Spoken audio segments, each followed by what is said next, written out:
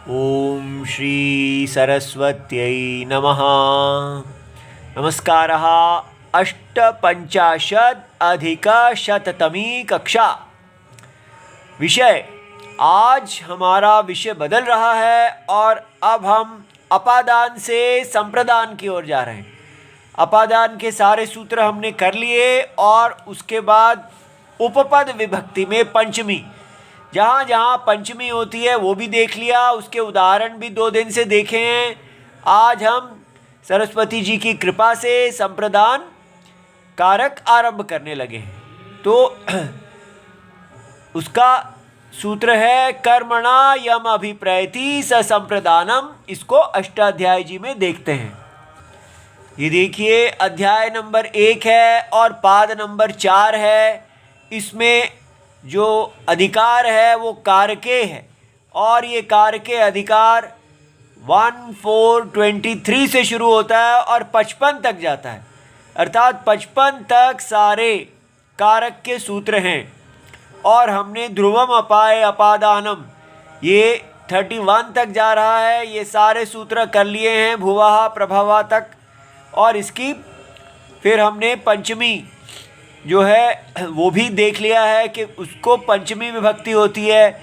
इसके बाद आज नया सूत्र करने लगे हैं, वो है कर्मणा यम अभिप्रैति स संप्रदानम। कर्मणा यम अभिप्रैति स संप्रदानम 1432। ठीक है। और इसको आप देखते हैं। देखिए, कर्मणा, तो ये कर्मन नकारांत नपुंसक लिंग शब्द है जिसका ये तृतीया विभक्ति एक वचन में। तो कर्म के द्वारा यम, यज शब्द का द्वितीय विभक्ति एक वचन पुल्लिंग, जिसको अभिप्रैति, अभि प्र और इण गतौ है, अर्थात जिसको जाता है या जिसको तृप्त करता है, जिसको लक्षित करता है। सा, वो कारक ऊपर से अनुवृत्ति आ रही है, वह कारक संप्रदान संज्ञा वाला होता है। ठीक है। अब इसका कैसे वृत्ति बनाई गई? वृत्ति कर्मणा पहला शब्द लिया तो उसको काशिकाकार समझा रहे हैं करणभूतेन, वो कर्म जो करण रूप से है, अर्थात साधन है। किस चीज़ का? जिस कर्म के द्वारा कर्मणा करणभूतेन, कर्ता, कौन कर्ता?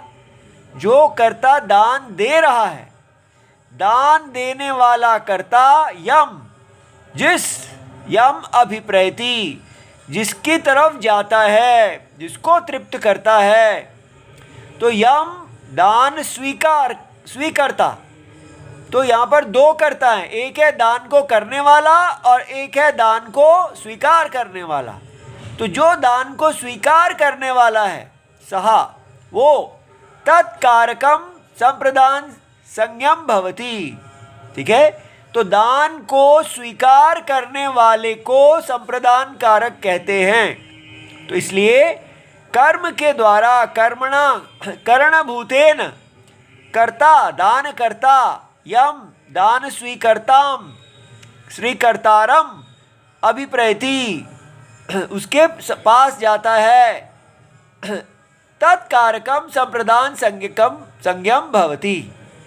अब इसको हम अच्छी तरह कर्मणा, कर्म के द्वारा, क्या हर क्रिया के कर्म के द्वारा? ठीक है। जैसे बालकः विद्यालयं गच्छति, तो विद्यालय जो है कर्म है, लेकिन वहाँ ये कोई भी क्रिया नहीं कहा जा रहा। क्यों? क्योंकि देखिए, अन्वर्थ संज्ञा विज्ञानात्, ऐसा काशिकाकार कहते हैं, ददाति कर्मणा इति विज्ञायते। अन्वर्थ क्या है? अनु अर्थ संज्ञा, अनु माने पीछे चलना। तो जो इतना बड़ा संप्रदानम जो कहा गया है, इसको कहा है ये स्वयं ही कारक संप्रदान की संज्ञा को का अर्थ भी बता रहा है। इसलिए ये नाम जो है ये अनुअर्थ है, अर्थात अर्थ को प्रकाशित करने वाला। कैसे? सम, सम माने सम्यक दीयते, अच्छी तरह दिया जाता है, प्रकर्षेण पूरी तरह, अस्मै इति संप्रदानम, जब कोई चीज़ किसी को दी जाए और इसलिए वो वापस लेने के लिए ना दी जाए, पूरी तरह उसको दे दी जाए, उसका स्वामित्व हो जाए। एक व्यक्ति अपने स्वामित्व का त्याग करके दूसरे को उसका स्वामी बना दे, तो ऐसी जो है उसको कहा संप्र, ऐसा जो दानम है, उस दान की क्रिया में जो स्वीकार करने वाला है उसको संप्रदान कहते हैं। तो अर्थ के पीछे अनुरूप संज्ञा कही जाने के कारण यहाँ पर कर्मणा कहा है, तो आपने उसको लेना है दान कर्मणा, ठीक है।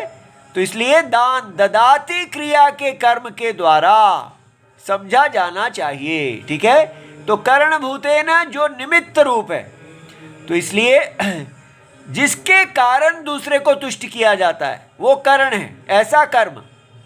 कर्ता दान क्रिया का कर्ता, यम अभिप्रैति, जिस दान स्वीकर्ता को तृप्त करता है, दान का उद्देश्य बनाता है, उसको, उस कारक को संप्रदान संज्ञा कहते हैं। उसका तत्कारकम संप्रदान संज्ञम भवति। जैसे उदाहरणम, उपाध्याय गाम ददाति देवदत्तः। अब यहाँ देवदत्त जो है उपाध्याय के लिए गाय को देता है, तो उपाध्याय संप्रदान है, गाय कर्म है, ठीक है। और यहाँ ददाति अदात या दास्यति, दीथी देगा, सब काल में होने से ये अभिप्रयति अभितः आ गया, ठीक है। मानवकाय भिक्षाम ददाति, बालक को, विद्यार्थी को भिक्षा के लिए भिक्षा को देता है। ये दोनों देखो वैदिक कितने काल के वाक्य हैं, लेकिन केवल ददाती नहीं, वितरती पारितोषिकम छात्राय, छात्र के लिए उनको सुख खुश करने के लिए देता है, उनका उसमें बांटता है, तो वितरित, तो वहाँ पर भी छात्राय हो गया। रजकस्य वस्त्रम ददाति, लेकिन धोबी के लिए संप्रदान नहीं होगा, क्योंकि वो वस्त्र वापस लेने के लिए है, इसलिए यहाँ पर संप्रदान संज्ञा नहीं होगी धोबी में, ठीक है। इति सर्वम शिवम प्रणाम।